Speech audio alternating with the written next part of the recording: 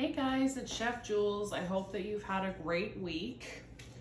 So, this might be sad news to some of you, but we are unfortunately leaving summer and going into fall. I know it's not quite fall yet, but we are getting there. It is September. And I have a poll before I go into anything. Are we yes pumpkin spice or no pumpkin spice? Leave a comment in the video because I'm curious. Because I feel like pumpkin spice has kind of defined our era of when summer ends and fall starts, since it now normally starts at the beginning of August. I personally am for pumpkin spice because I love the flavors. Please don't hate on me. But I can't get over how much I love the fall flavors. So as much as I love summer and I love the heat, I will say fall is definitely my favorite time for weather, for clothing, especially for food, because the flavors, you just can't beat them. They're warm, they're comforting, they're spiced, and that's what a lot of people love about the falls. You get all of the warmth from food that just reminds you of your childhood, makes you feel good, and it's comforting. And if you like those little bit of spices that aren't spicy but spiced, like cinnamon and five spice and star anise, it's just the amazing, perfect time to use them. So we are going to be starting a new segment of all fall related things. Some of it baking, some of it just regular entree type stuff, and maybe a couple fall desserts, because you guys know I love my desserts. But I thought I would start with a pretty big staple, at least for me, for fall time, even going into winter, and that's biscuits. I absolutely love biscuits. It's probably one of my favorite type of foods to have as a snack, to pair with dinner, to pair with breakfast even. You could do blueberry ones and it makes a perfect breakfast. They're close to scones, but there's a couple little differences. So that's why I think it's kind of related to breakfast for some people in a way, because the texture is pretty similar.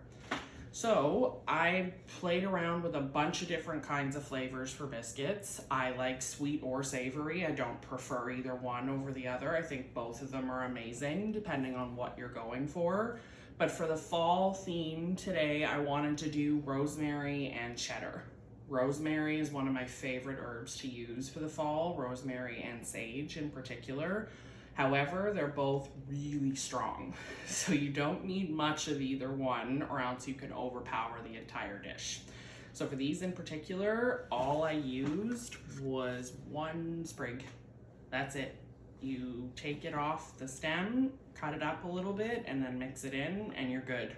You'd think that this wouldn't look like very much, but trust me, when you cut into it, you smell the flavor of it instantly. It's amazing, and it's perfect with the cheddar because it's sharp and it has that really bold flavor. It pairs great with the rosemary. While I didn't use it for this recipe, I had it out because dill is another herb I absolutely love using in biscuits. I love the smell of it. It's probably one of the most underrated herbs, I feel. I don't think people know exactly how much dill adds to something. The flavor and the smell of it, I just absolutely love, and it works amazing in anything pastry, biscuits, croissants, any type of dough. It just adds so much. So dill is another one that I highly recommend using in biscuits.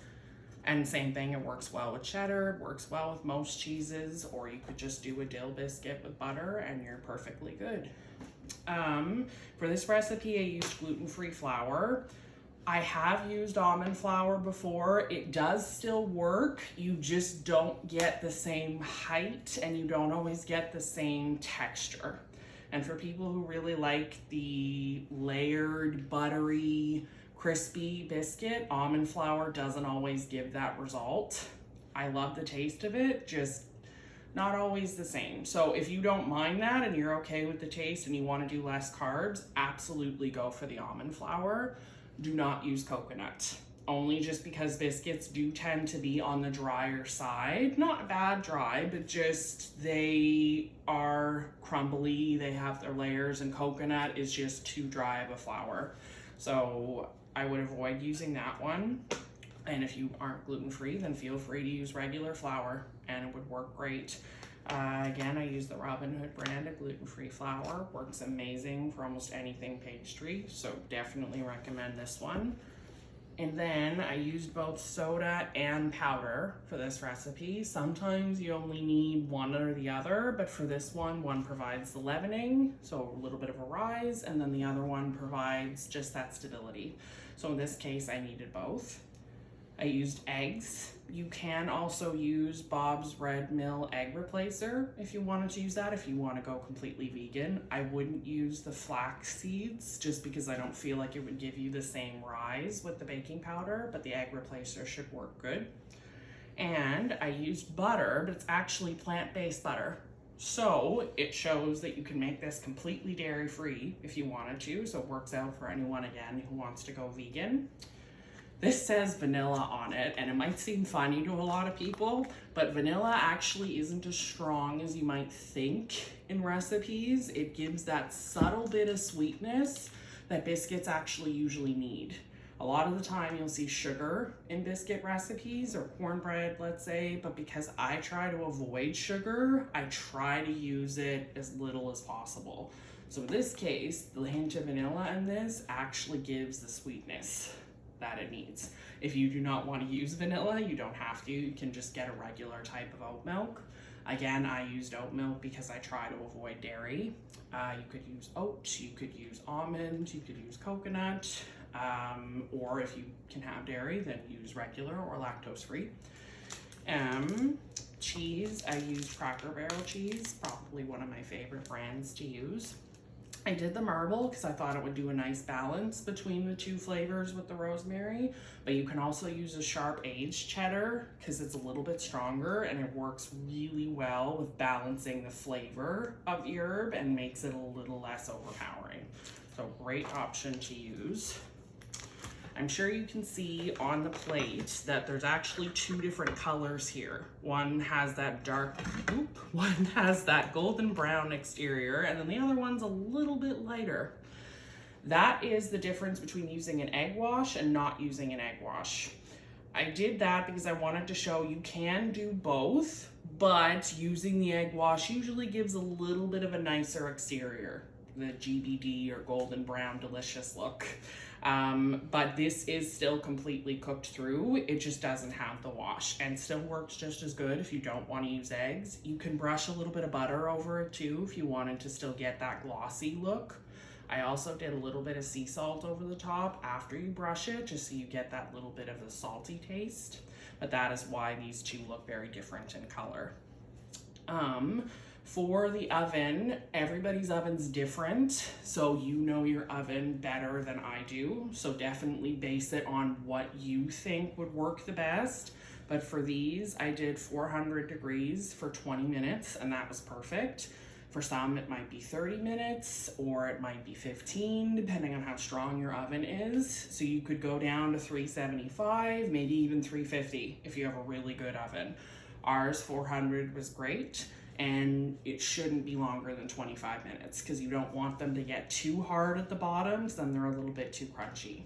So that is around the sweet spot for biscuits.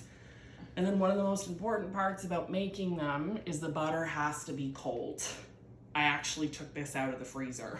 So don't be scared of it being completely frozen, because if the butter isn't, then it automatically melts in the dough and then you don't get those layers in between when it's in the oven. So it doesn't have to be in the freezer, it can just be in the fridge. And it's funny because most recipes we hear, oh, room temperature butter or melted butter. But in this case, for most pastries, you need cold. So just make sure it's in the fridge for a few hours and then you're good to go. And I actually use a box grater. It can be any type of grater you want. It could even be a microplaner. To grate the butter into the dough because it actually provides evenness throughout, and then you're not getting one spot that has more butter than the other or more clumps. And then as soon as you see perfect little balls of butter throughout the dough, you know you're good. And then no over mixing. For anything pastry, biscuits, croissants, phyllo, anything layered, you don't want to over mix because it does tend to make it drier and you don't end up with the best result. So as soon as everything's perfectly combined, then you know you're good. And there's not too sticky, not too dry, and then you'll end up with that perfect biscuit. And then all you do is you could even use a glass to cut them out and then put it on a pan, put them in, and you're all set. I really hope you guys love this recipe and are excited for the fall and the fall flavors. I definitely am. This was just the first of many things that I have to show you. Please feel free to try any variations that you guys love, or comment some that you want me to do or that you'd love to see. I really hope you love this recipe, and if you want it, then subscribe to the channel or send me a message and I can send it to you. I hope you guys have a great rest of your day and a great week, and I cannot wait to share more with you. See you guys later. Bye.